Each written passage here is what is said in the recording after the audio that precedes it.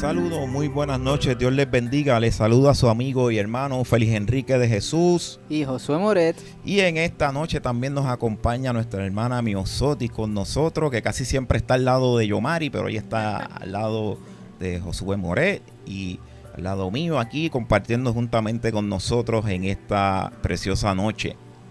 Dios les bendiga. Y en el día de hoy, este fin de semana ha sido un fin de semana intenso. Dios bendiga a cada uno de los hermanos que se conectan, a cada amigo.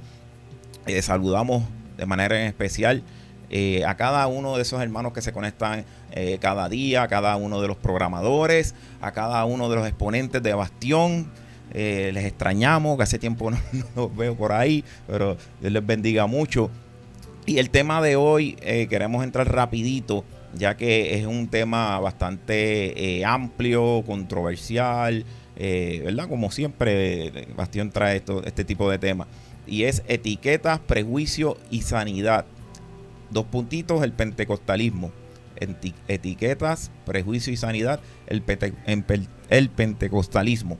¿Y de qué se trata esto que vamos a estar hablando? Les recordamos también que ya estamos por ahí, el aniversario de Bastión, ya la próxima semana.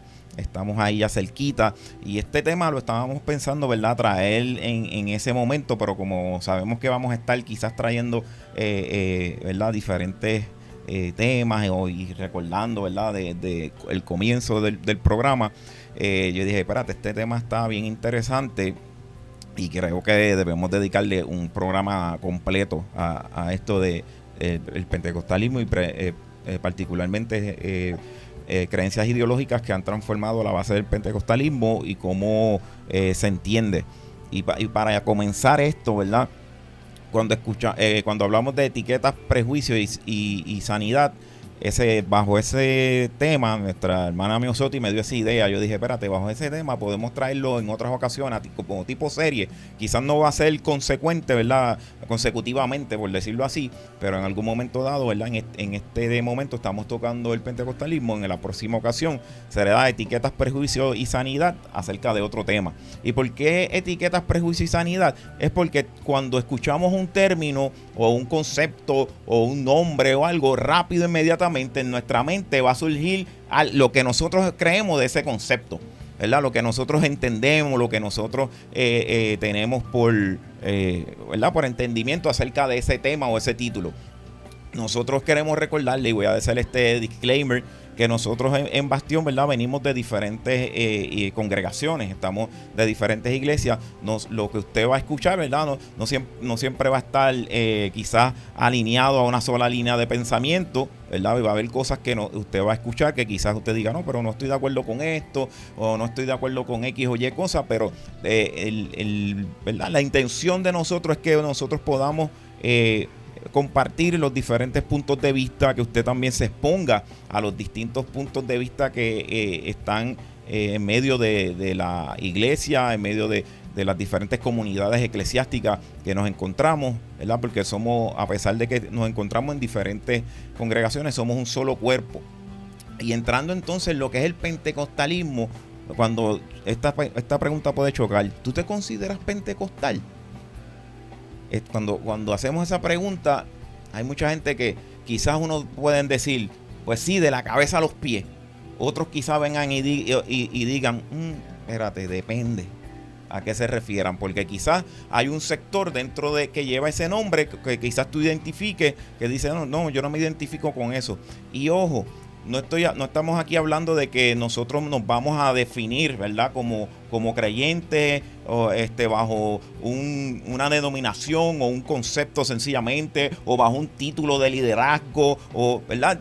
Todo eso está ahí dentro de lo que somos, pero en realidad la verdadera identidad, no estamos hablando aquí en sentido de una identidad, ¿verdad?, delante de Dios, porque delante de Dios somos hijos de Dios. Esa es la identidad que Él nos ha dado a cada uno de nosotros.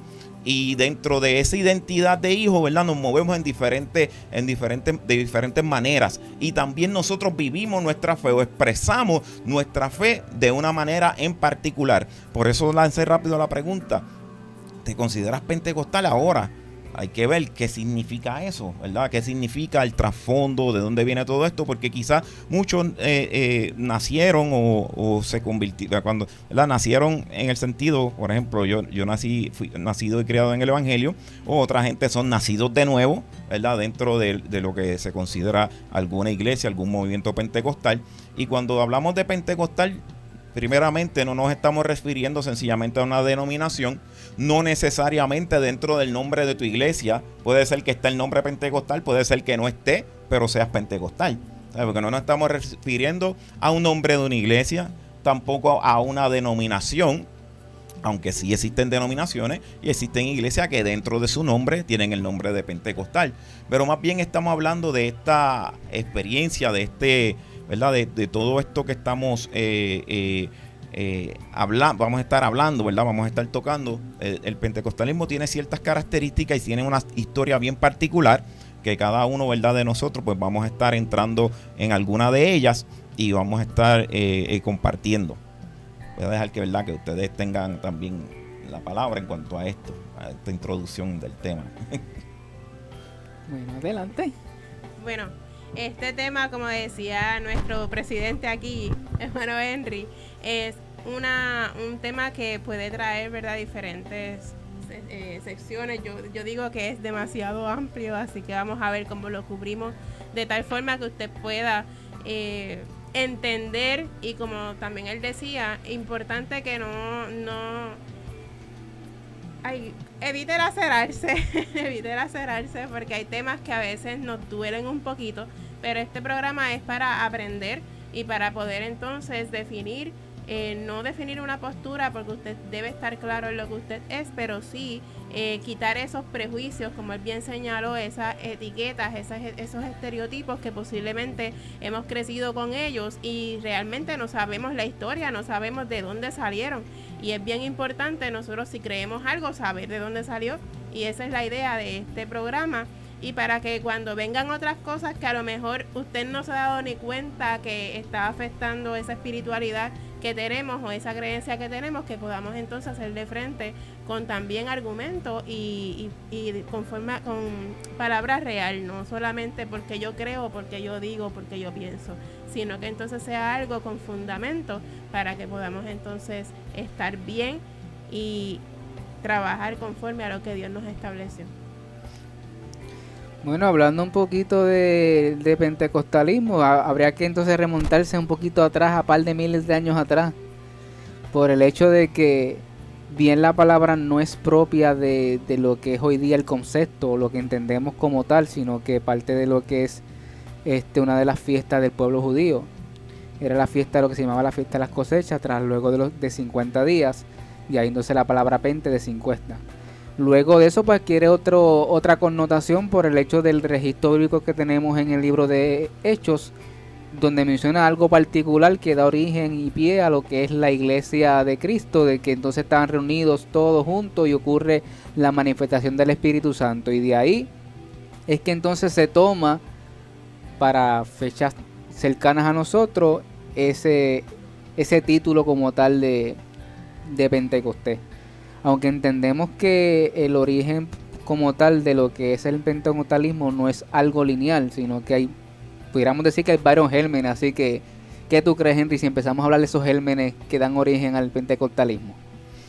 Bueno, hay muchos, ¿verdad? Esa parte nos quedaríamos aquí mucho tiempo, y entiendo que, ¿verdad? Antes de lo de la calle Azusa, ¿verdad? Porque muchas veces se pone como punto de partida que en el 1906 hubo un gran avivamiento allá en Azusa, en Los Ángeles, de donde comenzó, ¿verdad?, el movimiento pentecostal, a raíz de unos estudios bíblicos que estaba dando Charles Parham, primeramente en Topeka, Kansas, y, ¿verdad?, luego pues se trasladó eso allá a Los Ángeles, y de ahí pues comenzó como que otra vez a moverse. Pero anteriormente a eso hablamos de avivamientos en Inglaterra, ¿verdad? Y en diferentes lugares donde comenzó a haber ¿verdad?, una manifestación nuevamente acerca de los dones espirituales y de esa llenura del Espíritu Santo, ¿verdad?, como lo conocemos dentro de la comunidad pentecostal.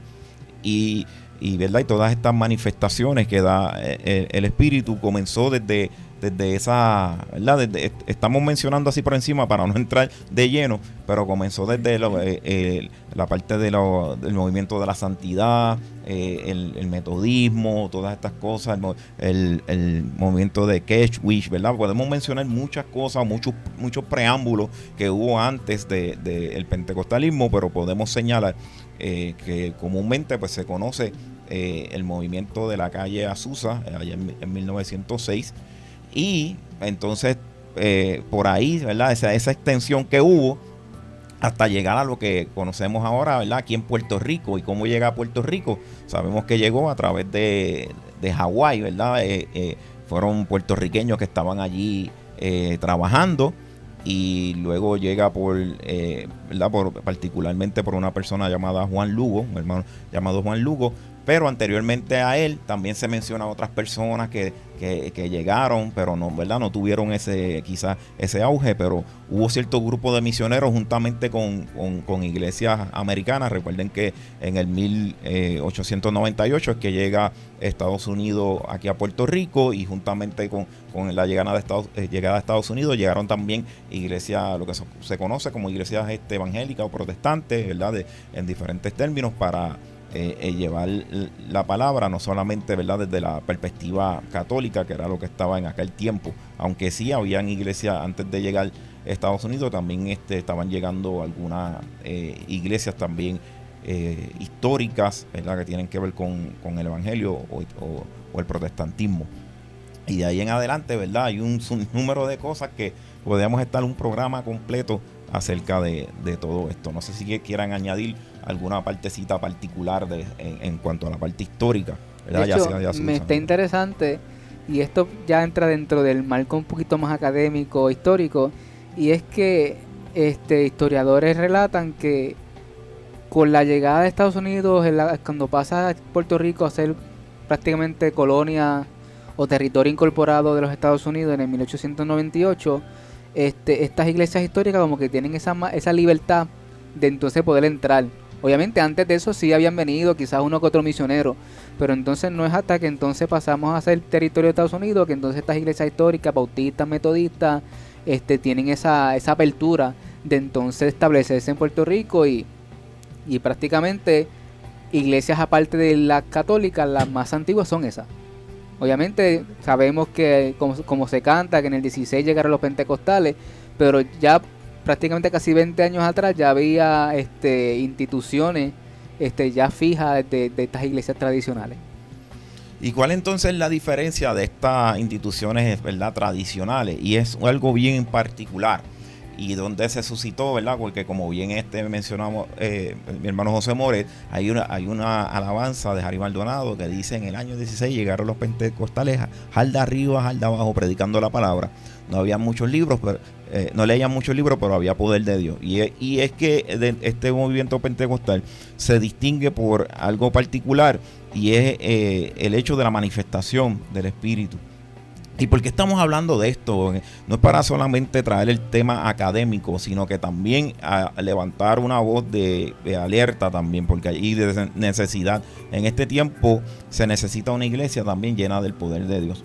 Recuerdo que en el libro de los Hechos se le habla a los discípulos: y recibiréis poder cuando haya venido sobre vosotros el Espíritu Santo, y me seréis testigos, ¿verdad? Y comienza ahí a decirle, el maestro comienza a decirle acerca de todos los lugares donde iban a ser testigos, ¿verdad?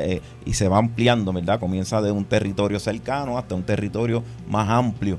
Ese mismo llamado ocurre con cada uno de nosotros en nuestra vida. Si lo vamos a aplicar a nuestra vida como creyentes, y no estoy refiriéndome sencillamente a una iglesia, a una congregación, sino que cada uno de nosotros como hijos de Dios tenemos que entender que ese poder no está sencillamente para ponernos una etiqueta de un nombre o para identificarnos con cierto grupo, sino que es una vivencia, es una realidad, es algo que opera en nuestra vida. Y cuando digo algo es porque hay alguien que primeramente llegó a nuestra vida, y ese alguien se llama Espíritu Santo, que recibimos, ¿verdad?, por medio de nosotros poder abrir nuestra vida, nuestro corazón a Jesucristo y recibir esa promesa del Padre, ¿verdad?, en nuestra vida.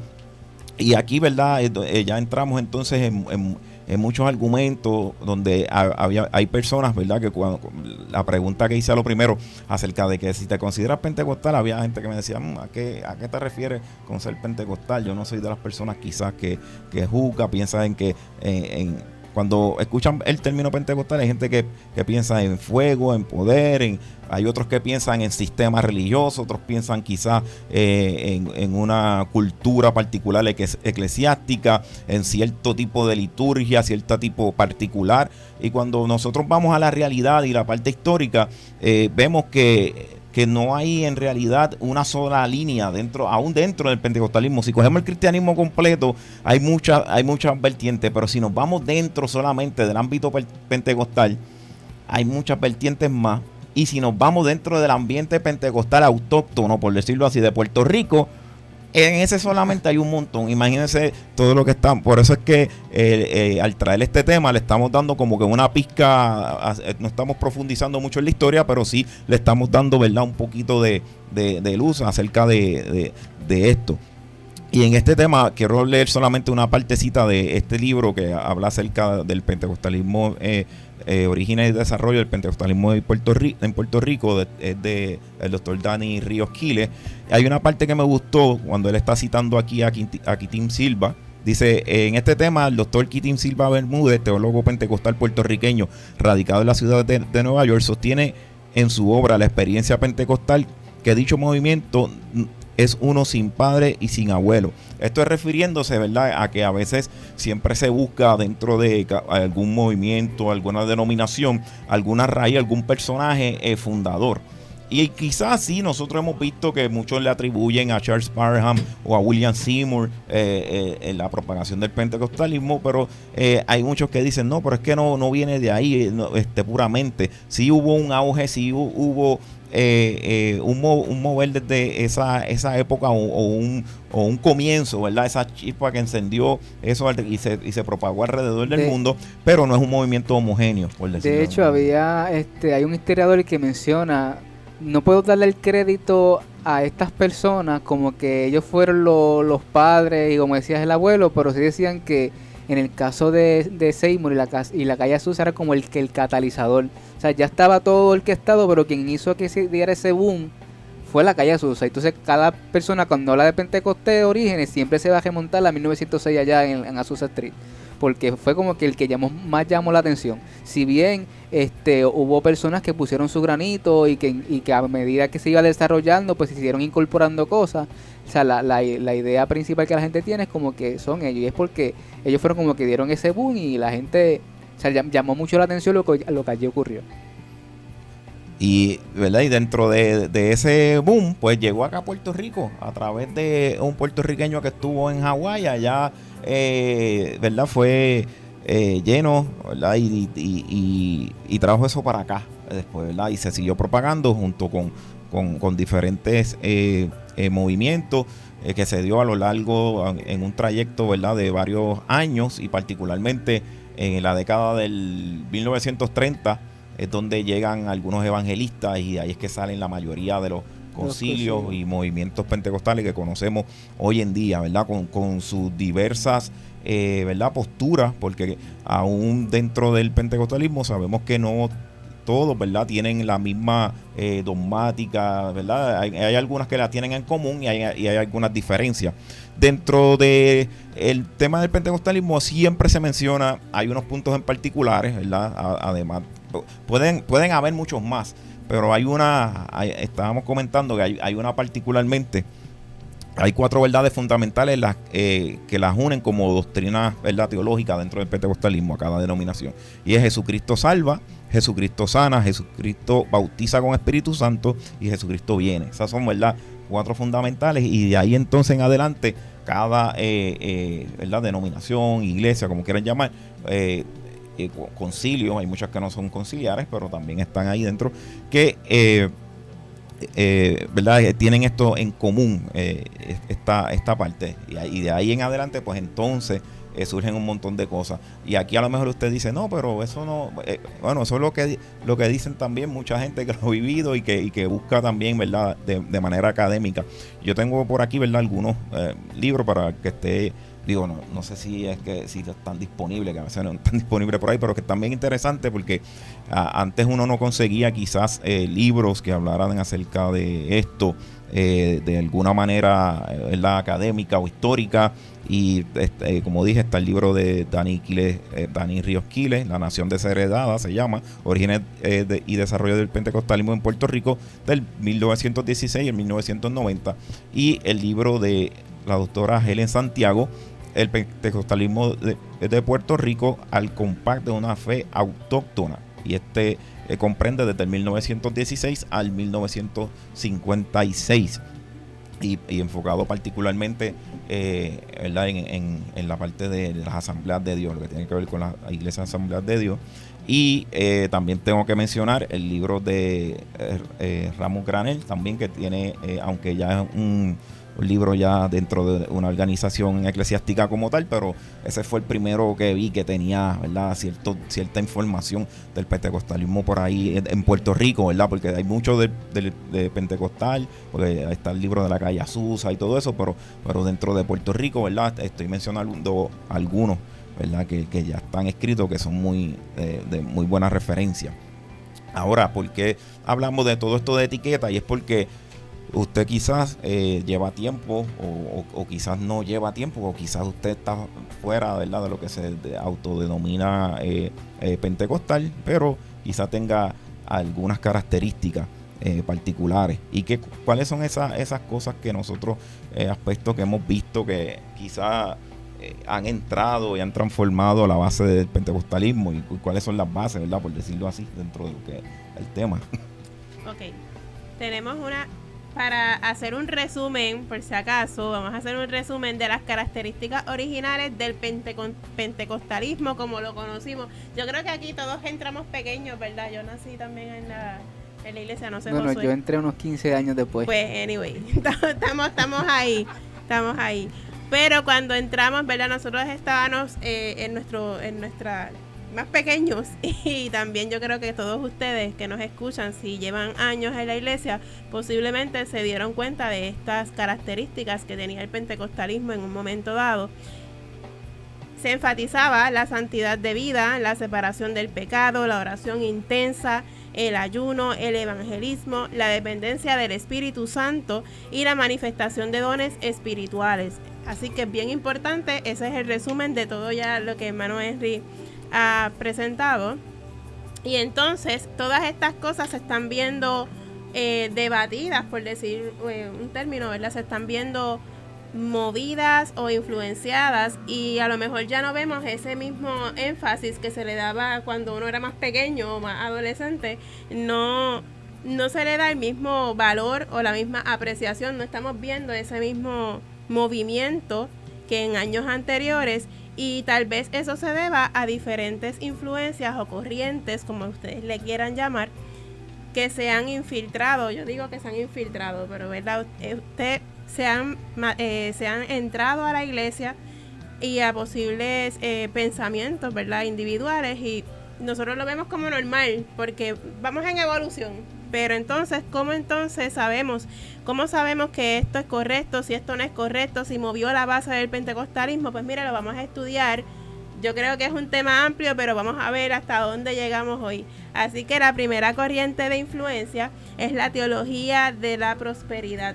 Y no quiero que se me laceren, yo voy a ser enfática, porque hay personas, como decía el hermano Félix al principio, que a lo mejor digan, pero me están atacando. No, ese no es el norte. La idea es que usted escuche para que usted pueda quitar ese prejuicio o esa etiqueta que a lo mejor usted conocía por una cosa, y hay términos, como decía el hermano Josué, que pensamos en que ese término es el que, ¿verdad?, la definición de ese término es la que creemos, y posiblemente no sea esa. Así que quiero hablar con ustedes referente a eso, a que usted pueda entender y ser enseñable, como dice la pastora Emil, que usted sea enseñable y pueda entender que cada término puede evolucionar y que puede entonces tener un significado que posiblemente no sea el que se le dé. Así que entramos a lo que es la teología de la prosperidad, y en esta teología tenemos como exponente principal a Kenneth Copeland, y se enseña que la voluntad de Dios es que el creyente tenga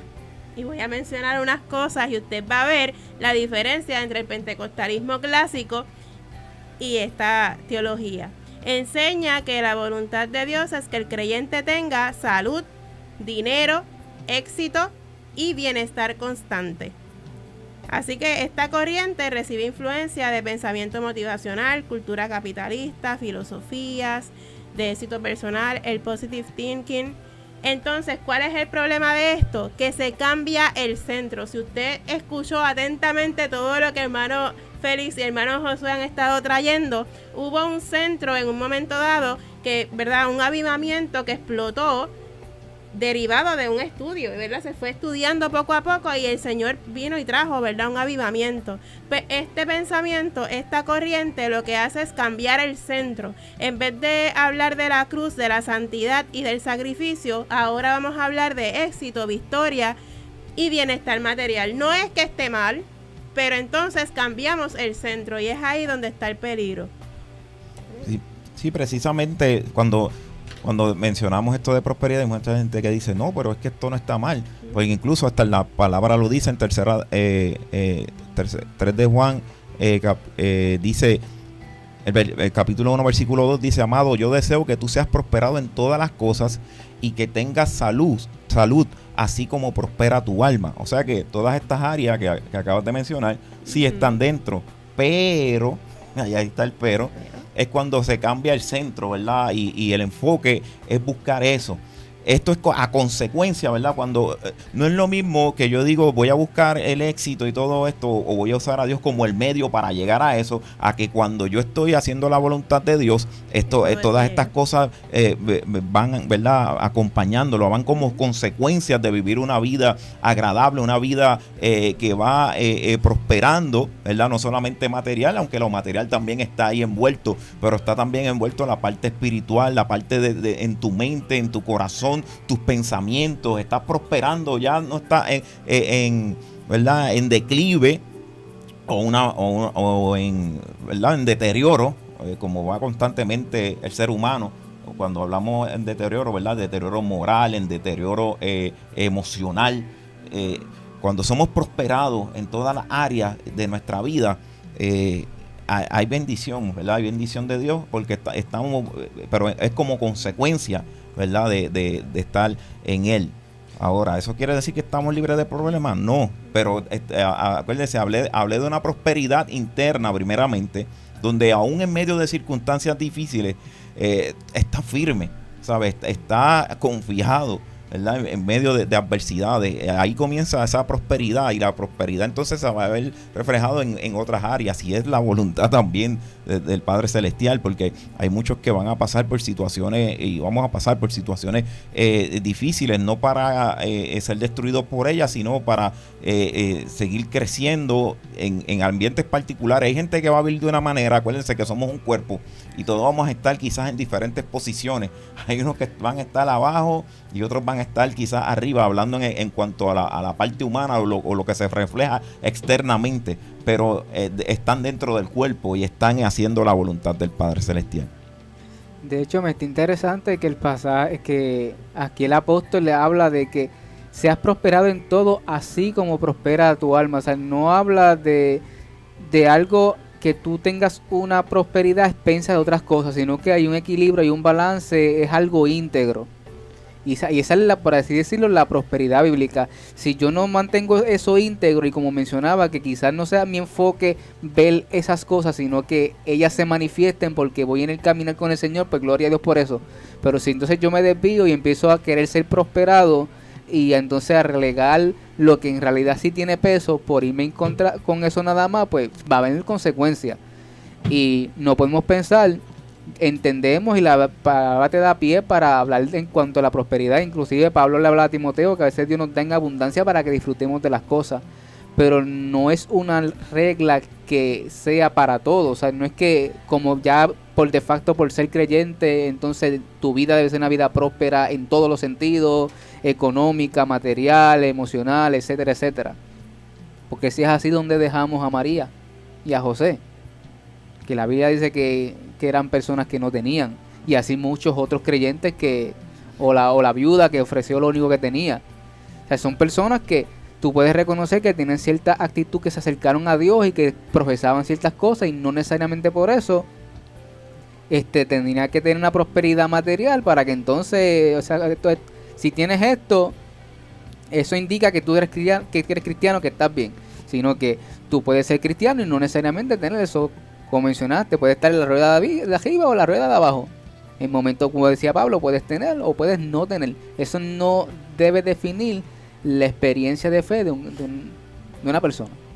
Y tocaste un punto bien clave ahí. ¿Qué es lo que define entonces, verdad, eso, la prosperidad o el éxito? ¿Verdad? Hay gente que lo define a base de esto, ¿verdad? Cuando esto se convierte quizás en el medidor, ¿verdad? Porque a veces hablamos de que, bueno, y dentro del tema del pentecostal no miden mucho, pero hay veces que dentro de esta teología, ¿verdad? Particularmente la prosperidad, se mide mucho con respecto al éxito humano, ¿verdad? O lo que el mundo clasifica como, o el sistema, ¿verdad? Porque a veces se habla de sistema religioso, pero también hay un sistema en el mundo donde el que es exitoso, el que es poderoso, el que tiene influencia, fama, poder, eso entonces es el que está bien, el que está dominando. Pero no, bíblicamente no siempre es así. Va a haber unos que van a estar en el palacio del rey, va a haber otros que van a estar en los caminos, en los campos, en diferentes lugares, ¿verdad? Pero que todo sea dentro de la voluntad del Señor. No estamos aquí diciendo tampoco de que todo el tiempo vamos a estar escuche bien, no quite el prejuicio, como estaba diciendo también el tema, ¿verdad? Que habla acerca de etiquetas, prejuicios. No estamos diciendo que estamos en contra, ¿verdad?, de la prosperidad, pero que la prosperidad no es el fin. El fin es nosotros estar cada día más cerca de nuestro Padre Celestial. Las demás cosas vienen por añadidura. Buscar primeramente el reino de Dios y su justicia, y lo demás será añadido, no al revés. Ese es el detalle, que a veces las cosas se mezclan al revés, y entonces Dios es el medio para alcanzar eso. Ya no es hacer la voluntad de Él, sino que Él me ponga en esa posición, porque como hijo suyo, pues eso es lo que yo espero que haga mi Padre Celestial. Y ahí entonces nosotros estamos ya poniendo, ¿verdad?, una marca de condición. Estamos condicionando entonces la voluntad del Padre para con nuestra vida. Amén. Así que seguimos con otra, y creo que con esta vamos a tener que cerrar el programa, porque es un poco más, digo yo, problemática, vamos a ponerle esa palabra. Tenemos el neopentecostalismo. Cuando hablamos de neo, es de nuevo, así que neopentecostalismo, y ese se refiere a una evolución moderna del pentecostalismo. Las características de este movimiento es la guerra espiritual, decretos, cobertura apostólica, énfasis en autoridad espiritual, lo que son las mega iglesias, estructuras menos denominacionales. ¿Y cuál es, verdad, el enganche, como yo digo? Es que se adapta más fácil a la cultura contemporánea. ¿Por qué? Porque no tengo una estructura fija, soy un poco más open, ¿verdad? Open mind, entonces tengo más adaptación a lo que es la cultura moderna. Hay algunos riesgos de esta posición, y voy a mencionar nada más, porque yo sé que mis compañeros van a por ahí a hablar. Así que voy a mencionar el riesgo de la autoridad extrema, que puede derivar en control espiritual, falta de rendición de cuentas y manipulación. Eso es muy peligroso dentro del cuerpo de Cristo, porque puede entonces desviar el mensaje. Ya hablamos de una posición, ¿verdad?, que nos saca de lo que es la soberanía de Dios, y ahora vamos a ver otro que entonces también nos manipula, ¿verdad? No todo, pero la mayoría de esta rama nos mueve, o de esta creencia nos mueve hacia cosas personales, no cosas que sean realmente transformadoras, que sean cosas que nuestra alma necesita. Bueno, dentro de eso, bueno, no sé si tenías algo que decir. Dentro de ese término neopentecostalismo, es un término, ¿verdad?, que, como yo decía, hay veces que hay términos que suenan despectivos, en el sentido de, es como la palabra nerd o geek. Antes esos términos eran como que como despectivos. Un geek bueno, a lo mejor por si acaso el que no sabe lo que quiere decir geek o algo, el geek es la persona que es fanático de la tecnología, los medios, el internet, cibernético, por decirlo de alguna manera, o algo, la tecnología, ¿verdad? ¿Qué más se puede decir que es un geek? O que le gusta mucho coleccionar cosas tecnológicas, eso por ahí, ¿verdad? Tiene que ver con más o menos, vamos a irnos por la parte de la tecnología. Pues eso era un término que antes se escuchaba como que despectivo, y hace poco conocí a un geek, una persona que me dijo, no, yo soy geek, y me lo dijo de manera como orgullosa. Sí, me lo dijo con orgullo. Y el neopentecostalismo, pues en un momento dado se utiliza, o no sé si todavía, ¿verdad? Yo sé que mucha gente lo tiene como un término despectivo, pero si lo vamos a ver desde un punto de vista descriptivo, lo que describe es sencillamente iglesias que ya se salen del estereotipo del pentecostal. Creen en la manifestación de los dones, creen en la profecía. Muchas de ellas también, ahí dentro, ¿verdad? Meten también lo que es el movimiento apostólico y profético. Cuando se llaman apóstoles, hay gente que no está de acuerdo con eso, hay gente que sí, ¿verdad? Aquí no estamos diciendo que sea negativo, sino dando de cada, ¿verdad?, una descripción donde ponen esa etiqueta. Por eso es que el tema de hoy es etiquetas, prejuicio y sanidad. ¿Por qué? Porque dentro de cada una de ellas, que a nadie le gusta que le pongan etiqueta, a nadie le gusta que lo etiqueten, pero siempre nos van a etiquetar. A lo mejor, qué sé yo, a Bastión lo van a etiquetar siempre quieren ser controversiales, siempre quieren hacer esto y lo otro. Y a veces no estamos tan controversiales de nada, estamos en diálogo, ¿verdad? Pero siempre alguien nos va a poner una etiqueta que quizás a nosotros no nos guste, pero dentro de cada una de ellas hay unos puntos de verdad y hay unos puntos de prejuicio, ¿verdad? Cuando hablamos de prejuicio es que no siempre lo que nosotros pensamos es de esa manera, como la están poniendo. Por ejemplo, en el neopentecostalismo, uno de los también además de lo que mencionó Miosotti, uno de los puntos también claves es el posmodernismo. ¿Qué es el posmodernismo? Esta relatividad, ¿verdad?, de la verdad absoluta. Y ahí es que hay que tener mucho cuidado dentro del neopentecostalismo, porque entonces cuando nosotros no creemos que la palabra o como, ¿verdad?, estaban hablando también los pastores Bruno y Emil, cuando se habla de instrucción, la palabra instrucción es una mala palabra dentro del sentido negativo del neopentecostalismo. ¿Por qué? Porque no se quiere someter a algo, porque el relativismo niega un poder absoluto, niega que no, todo tiene que estar a mi comodidad, a mi ancha, yo pongo mis propias reglas, y cuando digo pongo mis propias reglas, volvemos a lo mismo que sucede con la teología de la prosperidad, es cuando utilizamos a Dios como el medio para alcanzar algo. Yo voy a recibir algo porque tengo de mi lado el poder para hacerlo, o al poderoso que me va a dar ese alcance de lo que a donde quiero llegar.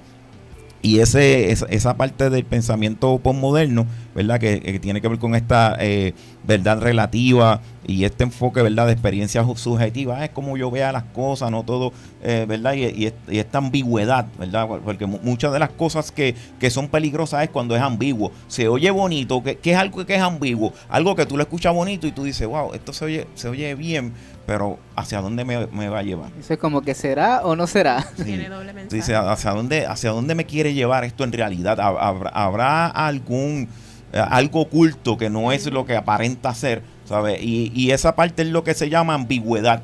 Y ese es el peligro, ¿verdad?, cuando nosotros entramos en el ámbito del posmodernismo o dentro ¿verdad?, de este tema del pentecostalismo. Y mira que nosotros viajamos en el tiempo, nos fuimos al pasado y nos fuimos bien al presente, a tal punto que quizás usted lo único que ha escuchado un neopentecostalismo o es la primera vez que lo escucha, o si lo ha escuchado despectivamente, porque que yo sepa, a nadie se pone esa etiqueta. Mira, nadie se pone etiqueta de legalista.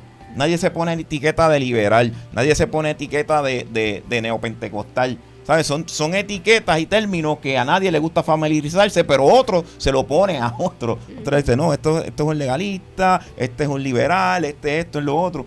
¿Entiendes? Son diferentes tipos de etiquetas, pero dentro de lo que estamos hablando, lo que estamos trayendo es, ¿verdad?, los peligros y aquellas cosas que pueden quizás separarnos, pero también hay algo que nos une, y es el entendimiento y la parte, el énfasis de que se le da una libertad al espíritu para que se manifieste en este tiempo, porque hay ¿verdad? Denominaciones, personas, teologías, diferentes cosas que ya no, todo lo han intelectualizado todo. ¿Sabe? Cuando digo intelectualizar es que sencillamente cuando ven expresiones efusivas, ¿verdad? Como lo hace el pentecostal, o este énfasis también en lo sobrenatural, ahí como que no, espérate, esto lo empiezan a mirar con un poquito de recelo. Y eso, ¿verdad? Es la parte de, ¿verdad? Que tenía que hablar del neopentecostalismo para no seguirle aumentando. De hecho, algo que si bien uno puede pensar que el neopentecostalismo es como que es más reciente, también tiene sus gérmenes hablando quizás de la década de los 60, 70. Porque si algo marca este movimiento dentro del pentecostalismo es que ellos, de hecho, algunas personas le llamaban el movimiento de la lluvia tardía. Y se llamaban así porque ellos entendían que la lluvia temprana ocurrió en Hechos y que la lluvia tardía estaba ocurriendo en su tiempo contemporáneo, con otra vez la restauración del ministerio quíntuple y entonces este enfoque en cuanto a lo que era la profecía personal, porque en tiempo pasado no se había eso bien marcado. Y de hecho la Biblia, cuando tú ves profecía, hablan más como que de naciones, de iglesias, de lugares como tal, o sea, no iba más enfocado al individuo. Y entonces una de las corrientes que tiene el neopentecostalismo es ese despertar en cuanto al dones, pero en cuanto a la profecía, lo que se llama la profecía personal. Entonces a la jerarquía total de que entonces tienes el apóstol entra a jugar un papel importante, los profetas, ya la posición pastoral como la conocía la iglesia tradicional empieza como que a caer en segundo plano. El pentecostalismo tradicional, la figura predominante o máxima era el pastor, y todo giraba, pues Dios llamó al pastor, es el que nos va a dar la enseñanza, y la iglesia se establecía, siempre tenía su liderazgo, pero siempre estaba esa figura. Ahora entonces, dentro de este nuevo movimiento del neopentecostalismo, que entra esta creencia en que hay vigencia en cuanto a estos otros ministerios que quizás en el pasado no se estaban dándole énfasis, pues entonces ahora sí le dan énfasis, se establece este tipo de jerarquía, y entonces entran otras corrientes con ellos, y sigue entonces prácticamente evolucionando lo que conocemos como el término pentecostal. Interesante. ¿Qué más tenemos por ahí? Todavía estamos ya casi por culminar, pero creo que todavía nos queda un poquito de tiempo. Bueno, yo no sé si dejarlo hasta ahí. Ahí, ¿verdad? Ya tocaron lo que era la cuestión de la influencia posmoderna. Así que, ¿verdad? La incluyeron en el neopentecostalismo. Hay también unas cuestiones, ¿verdad?, que se llaman religiones, creencias, y tenemos por aquí la confesión positiva con su exponente Norman Vincent Peale, que enseña que lo que declara sucede y las palabras crean realidad. Ya en este tipo de situaciones ya son cosas que se han metido dentro del pentecostalismo que nosotros vivimos, que entendemos, ¿verdad? Que no es que esté mal ni esté bien, pero el énfasis desmedido nos lleva entonces a refutar la soberanía de Dios. Y en este caso, la fe deja de ser, ¿verdad?, lo que es la base central, y entonces cambiamos la soberanía de Dios al poder mental del creyente. Por lo menos en la confesión positiva se da este caso. Entonces, tenemos también la doctrina de solo Jesús, o el modalismo, que enseña que Dios es una sola persona, que el Padre, el Hijo y el Espíritu Santo son manifestaciones, y que Jesús es la manifestación total de Dios. Entonces, el pentecostalismo clásico, primero, cree en la sanidad, pero es por medio de Jesucristo, ¿verdad? Eso es lo que creemos. Y el pentecostalismo clásico también cree en que Dios es trinitario. Estas dos doctrinas entonces afectan lo que es lo que creemos de Dios, la soberanía de Dios, y especialmente el modalismo afecta lo que es el bautismo y también nuestra perspectiva de Cristo. Y eso demuestra, ¿verdad?, que dentro del mismo pentecostalismo pues hay diferentes vertientes, porque eso hay unos que llevan tiempo y siempre han sido unicitarios, el pentecostalismo unicitario y todas estas cosas, eso existe. Y yo creo que este tema, ¿verdad?, nos quedamos cortitos, porque aunque fuimos, ¿verdad?, tocamos puntos, ¿verdad?, que no se acostumbran a tocar, porque por ahí está lo que se llama el sectarismo también, especialmente, que eso es uno de los que está más rampante, y me atrevo a decirlo por aquí, y aquí sí va a ser controversial, bueno, en todo Puerto Rico, pero también mucho en esta zona. Y cuando hablamos de sectarismo, es otro término también que es una etiqueta que nadie le gusta ponerse. Porque, pero sencilla, o hay gente que sí, hay gente que me ha dicho, sí, porque yo con fulano, yo no me junto, yo me junto nada más que con este, sí, porque ese es de Dios, y este otro es de Dios, ¿sabes? Y clasifican a las personas y tachan a los demás.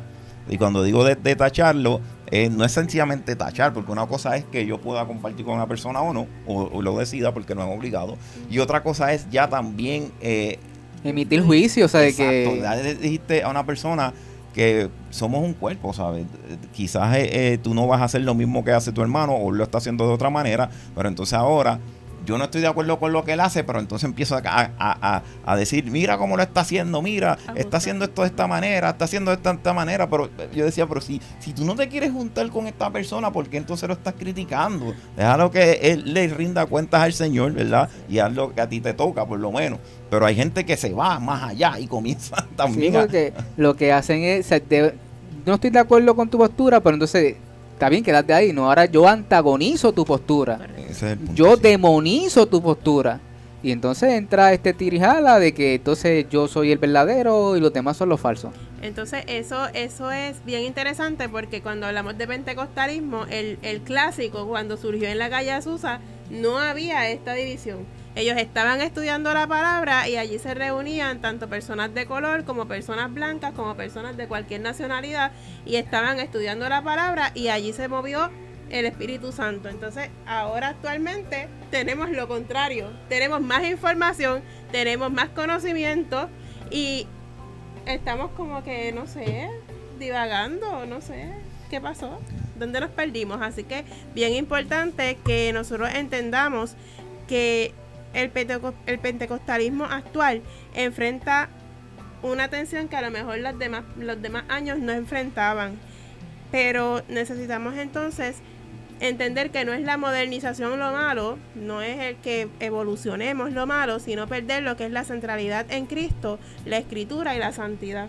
Yo creo que nosotros estamos llamados a, no cuando decimos a volver al principio, no es que vamos a volver a lo que estaba mal, sino evaluar eso que estuvo bien y volver al principio real, ¿verdad? A lo que nos identificó en un momento, y poder entonces llevarlo a esta sociedad que, como dice Josué, antagoniza con todo, y nos presentan cosas que a veces uno dice, ¿de dónde lo sacaron y de dónde salió y por qué? Y violentan, ¿verdad? Estas cosas que están escritas en la palabra. Amén. Y dentro, ¿verdad?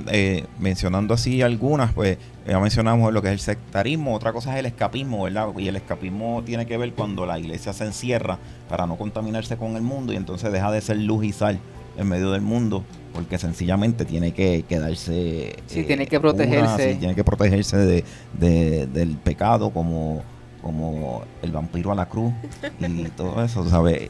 Y si nos metimos por ahí, nos quedamos. Yo creo que ya nos quedamos cortos de tiempo, pero esperamos que usted entienda, ¿verdad? Esté comprendiendo y se esté gozando de este tema, ¿verdad? Que estamos trayendo, ¿verdad? No como estamos haciendo, ¿verdad? Como que estos rayos X, ¿verdad? A lo que estamos viviendo en este tiempo, y que nosotros nos podamos quizás identificar en nuestra vida, porque hay veces que son posturas que llevamos cada uno de nosotros. En algunas cosas pues somos de una manera, en algunas cosas somos de otra, ¿verdad? Esto nos toca a cada uno de nosotros, lo que tiene que ver con etiquetas, prejuicios y ahora lo que es la sanidad. Cuando hablamos de sanidad de los prejuicios. No es que estemos ahora con todo esto que estamos trayendo, no pretendemos que usted esté ahora sencillamente sospechando de todo el mundo, sino que podamos discernir por medio de la palabra, por medio del Espíritu. Dice que el Espíritu acomoda lo espiritual a lo espiritual, y cuando hablamos de Pentecostal, una de las cosas que tenemos énfasis es que